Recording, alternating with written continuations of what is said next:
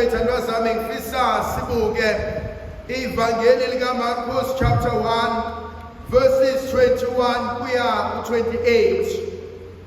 uJesu engena eKapenawuma ngeSabatha waya endlini yokusonta wafike wafundisa abantu.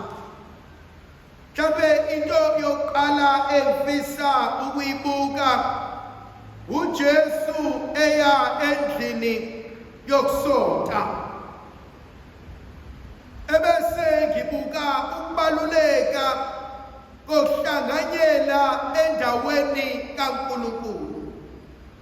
Ukubaluleka kokuza enkonzweni engcwele, ukubaluleka kokusondela ukuba sonke sihlanganyele ekumdumiseni uNkulunkulu.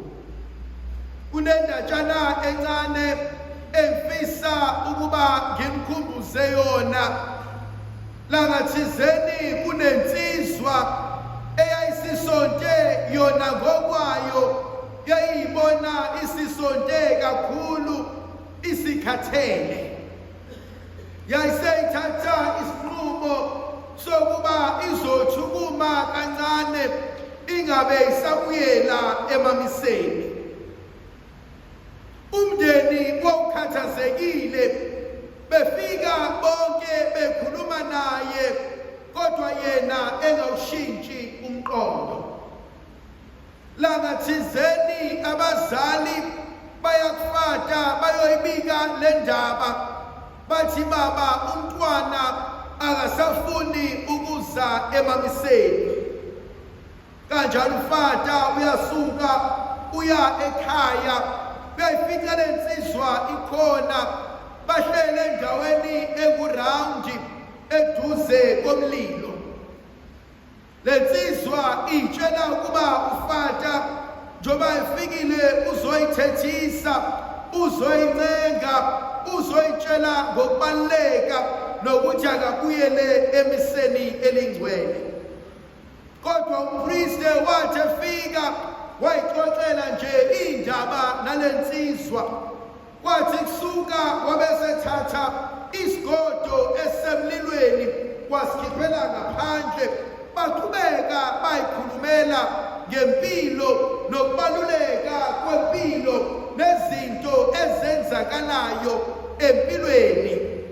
Kwathi mhlawumbe sekuphele ama-hour amathathu esevalelisa ufata, lensizwa besiyayibuza ukuthi kanti ubuzokwenzani baba. Ambuza ukuthi fata selokhu ufikile siyayikhulumela, awukazi usho lutho ngokubuyela kwami esontweni. Athi ufata iqiniso lelo. Athi kodwa uke wabona ngesikhathi ngisusa isigodo emlilweni besinawona umlilo? Athi yebo. Athi besishisa yini? Athi yebo. Athi musibuka manje sakhona umlilo? Athi cha. Athi sashisa yini? Athi cha. Athi kanjalo ke nawe ngokusuka enkonzweni kaNkulunkulu konke kuhamba kahle. Ngokuhlala isikhathi eside ungasondelani nabadumisa uThixo emamiseni angcwele, kancane kancane konke ugcina sekushabalele. Thandwa zami, khona izinto esingazenzela zona sisodwa siphumelele. Khona izinto eziningi esingakwazi ukuba sizenze sisodwa noma thina uqobo lwethu. Ingakho kuthiwa izandla ziyagezana.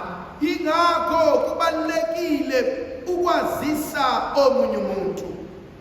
Thandwa zami, uyathanda awuthandi, awusoze uthi musufile uthathe umzimba wakho ufake ebhokisini, uthathe ibhokisi lakho ulifake emgodini maqedane uyigqibe wena. Awukwazi ukuzenza lokho, kodwa uyamdinga umuntu oyokwazi ukugeza, oyokwazi ukugqokisa,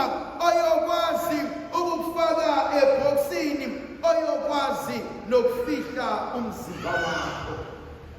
Noma ngathiwa nginamandla angakanani, noma ngathiwa ngibaluleke kangakanani, kodwa isidalwa esiwumuntu siyamdinga omunye umuntu.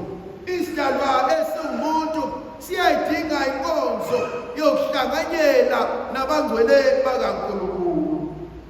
Buzo wesibili engivele ngizibuze wona ukuthi ukuza kwami nawe emamiseni kuyasikhulisa yini?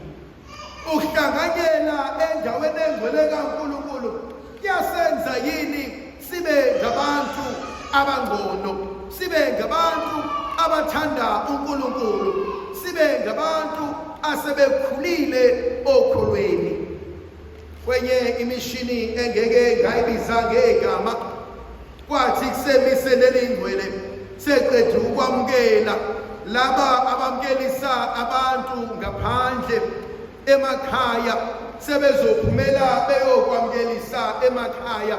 Sezwa ngamadoda esedushana ngesibhakela eminyango, eseshayana ngequpha. Uma kuyobuzakala yini kwenze njani, babange iparking sebefuna ukuphuma, kodwa kungithuse kakhulu yilowo nayilowo wayesaphethe uJesu eyomamkelisa. Okungithusa kakhulu kwesinye isikhathi ngathi thina esithi siyakholwa sazana noNkulunkulu, umuzwa umuntu ethi awungilinde kancane ngisaya emiseni ngothi mangibuya ebese ngisotha out. Awungilinde kancane ngisaya emiseni ngothi mase ngibuya bese ungitshela lo mbhedo okade ungitshele wona.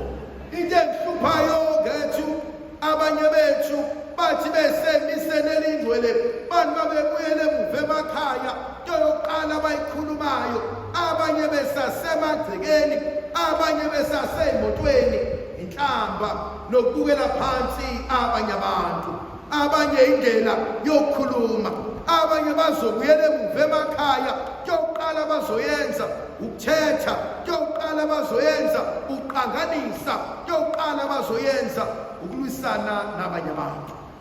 Thandwa zami ngihleze ngibuza ukuthi kahle kahle uphi umehluko phakathi kwesonto nejoyinti? Abantu abayesontweni akuve bebahle, akuve bemdumisa uNkulunkulu, akuve bethembekile kuNkulunkulu, kodwa abantu abangaye esontweni besejoyintini akuve beney'nhliziyo ezinhle.